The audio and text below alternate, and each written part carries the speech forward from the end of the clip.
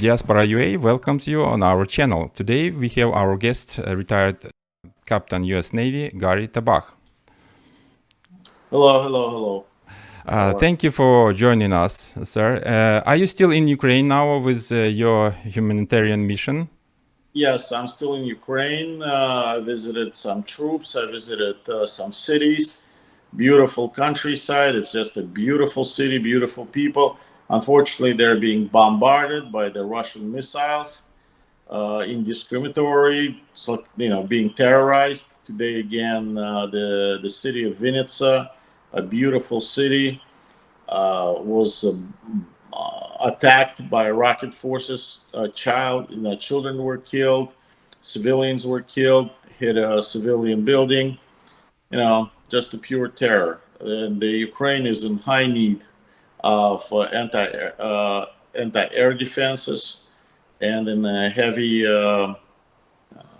weapons that can destroy the Russian forces. Unfortunately, I've listed that on Facebook and was banned for a month for Wow. state. The Ukrainians must destroy and push away the Russian forces. That's kind of a hate speech, I guess, towards the Russian troops.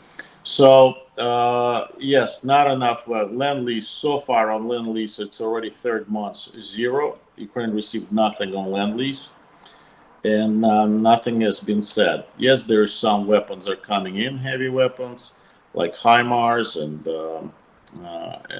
some other armored personnel vehicles, but it's a drop in the bucket, not enough.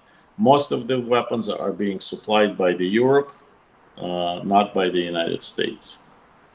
I just wanted to remind our viewers, it will be soon 6 months since the beginning of this horrible war and such a huge delay. And Russian army is still outperforming Ukrainian, I heard 10-1.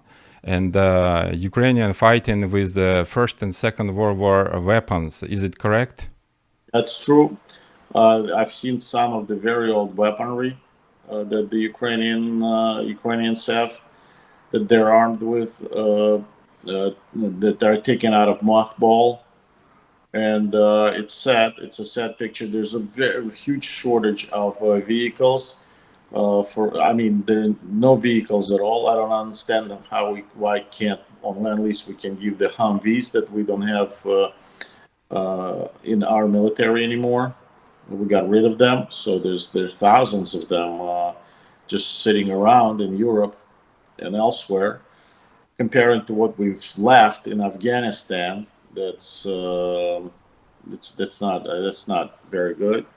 So hopefully the machine will turn, but we'll have to continue to pressure our government and our elected representatives to continue to insist that Putin started the World War III and he's fighting against the whole world. But unfortunately, it's only Ukraine so far that's fighting for the whole world.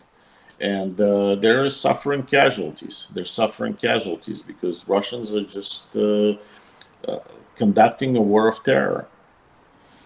Yeah, as we see on the news, who is watching, Russia is attacking civilian cities, and even a minute delays its a child's life, the life of civilians who are targeted and not protected only because some politician did not deliver what they promised. And unfortunately, due to lack of media attention, most Americans and for example, my friends, they have no idea about that. They think that all help Ukraine received, and we have catastrophe in economy because of all this money goes to Ukraine. But that's not true, it looks like.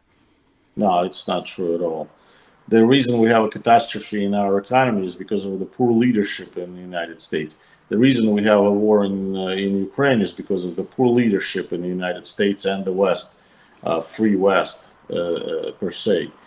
That just like during World War II, they allowed Hitler to do whatever he wanted it, and realized that too late when already millions and millions of people were killed. Same thing is here. We have a weak leadership. Besides Boris Johnson, maybe is an exception, but we see what happened to him. So we have to change our leadership in the West. We have to come back to our values of a free world. If if we don't, we'll end up in that socialist camp, as it happened in history before. And Ukraine is trying to prevent that at the very high cost to the Ukrainian lives.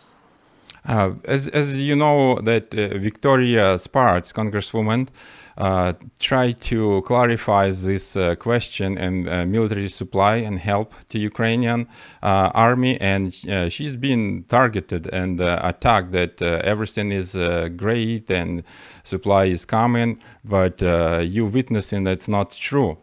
And hopefully President Biden will answer her question, why this we have this huge delay and why we can have clear answer what's going on with this supply. So look, if Congresswoman Sparks would have been a Democrat, it would have been a different situation. But because she's a Republican, she's going to be blamed and she's going to be accused of not being true. Her statement is going to be taken out of context. It's going to be mistranslated, just like it happened to President Trump with the same thing. So they're applying the same technique because it worked before. So they're going to try to discredit her and call her, oh, you know, if you think that this is that President Biden is not performing well, then you're pro-Russian, then you're pro-Putin. You know, if you think that Trump did a good job, then you're for Putin, then you're pro-Russian. Old system. Unfortunately, many people fall for it without trying to get to the bottom of it, without trying to understand the situation as it is right now in the world. Hopefully we'll hear soon answer from President Biden, because she wrote him a letter a few days ago, and hopefully military supply will be as restored as soon as possible. And we need to support her. We need to support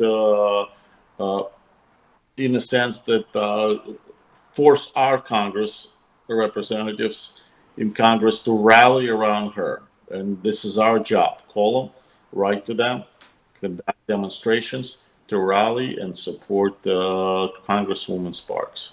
We're gonna do that. We're gonna post this video everywhere in social media.